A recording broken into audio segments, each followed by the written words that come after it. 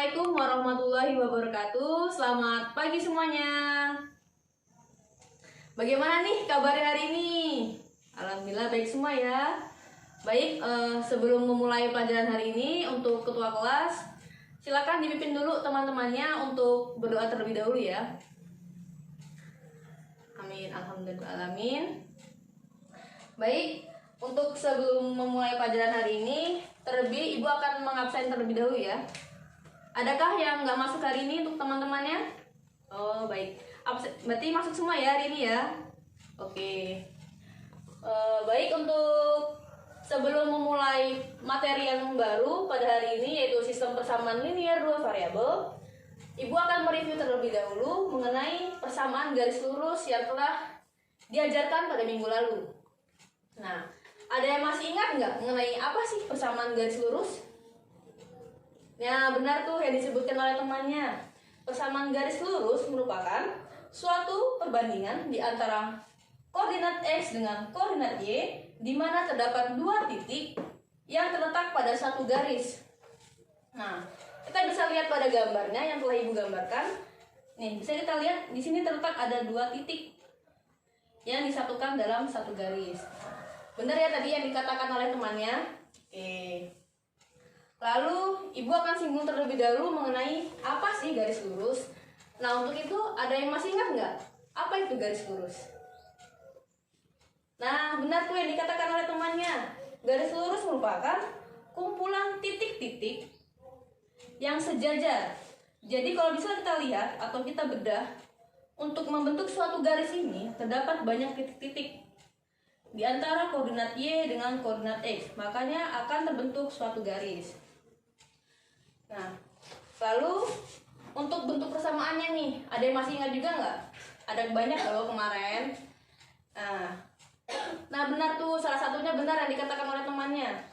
Untuk bentuk persamaan pada persamaan garis lurus ada banyak ya.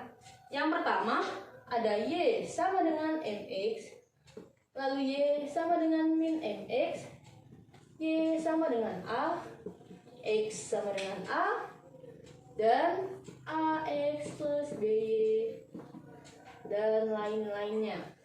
Nah, ini merupakan bentuk persamaan dari persamaan garis lurus. Nah, gimana? Ada yang masih kurang paham belum dengan materi sebelumnya? Udah paham semua ya?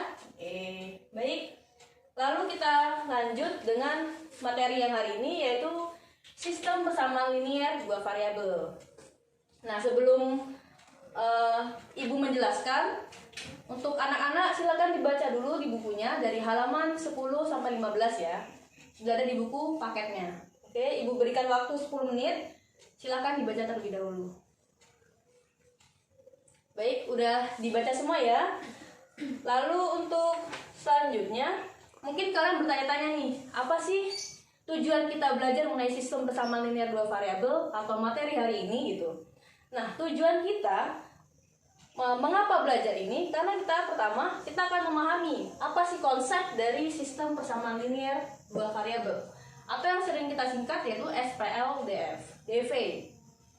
Nah, lalu yang kedua, bagaimana nih penyelesaiannya dari sistem persamaan linear dua variabel. Nah, itu untuk tujuan pelajaran pada hari ini ya. Nah, sebelum kita mengetahui nih secara luas sistem persamaan linear dua variabel, yang perlu kita bedah terlebih dahulu yaitu persamaan linear dua variabel. Nah, tadi rekan-rekan semua atau murid-murid semua udah membaca ya mengenai sistem persamaan linear dua variabel. Nah, sekarang ibu akan menjelaskan terlebih dahulu mengenai bentuk umumnya. Untuk bentuk umumnya sendiri sesuai yang ada pada buku paket ya, yang udah kalian baca sendiri, itu terdapat bentuk umum yaitu AX plus BY sama dengan C, dengan A, B, C merupakan elemen bilangan real. Nah, bisa kita baca A ini merupakan koefisien variabel X dan B-nya adalah koefisien variabel Y. Lalu untuk X dan Y merupakan variabelnya dan C merupakan konstantanya ya. Nah, ini untuk contohnya nih, yaitu 2X plus 3Y sama dengan 7. 2 merupakan koefisien dari variabel X, lalu 3 merupakan koefisien dari variabel Y. dan 7 merupakan konstanta dari persamaannya. Nah, gimana nih, ada yang kurang paham belum mengenai materi ini? Atau bisa kan sudah ada di buku juga mengenai beberapa contohnya gitu ya. Nah, mungkin Ibu juga akan membahas mengenai sistem persamaan linear dua variabel ya, Ibu pindah seperti sebelah sini. Nah, untuk SPLDF sendiri, jika kita lihat nih dalam kehidupan sehari-hari, itu bisa kita lihat dari ketika kita nih ingin membeli beberapa barang, misalnya pena dan pensil, lalu pensil dan buku gitu. Kita akan mengetahui berapa nih nilai pokoknya atau nilai tunggalnya. Itu jika kita lihat dalam kehidupan sehari-hari. Lalu kalau kita lihat dari sistem matematisnya, kita akan mengetahui nilai tunggal X-nya berapa, lalu Y-nya berapa gitu. Jadi seperti itu untuk konsep sistem persamaan linear dua variabel. Nah, untuk bentuk umumnya hampir sama dengan persamaan linear dua variabel. Bedanya lebih dari satu persamaan. Karena ini merupakan suatu sistem, jadi lebih dari satu. Nah, yang pertama untuk bentuk umumnya bisa kita lihat pada papan. A1X ditambah B1Y sama dengan C1. Lalu ini merupakan persamaan pertama. Lalu A2X ditambah B2Y sama dengan C2. Ini merupakan persamaan kedua. Dengan A1, B1, C1 merupakan elemen real dan A2, B2 adalah elemen real juga. Nah, untuk contohnya bisa kita lihat. Ini untuk contohnya ya, di mana yang di atas ini merupakan persamaan satu. Dan yang kedua merupakan persamaan kedua, gitu, seperti itu ya. Nah, mungkin selanjutnya Ibu akan membahas mengenai metode penyelesaiannya. Nah, saya akan hapus terlebih dahulu ya.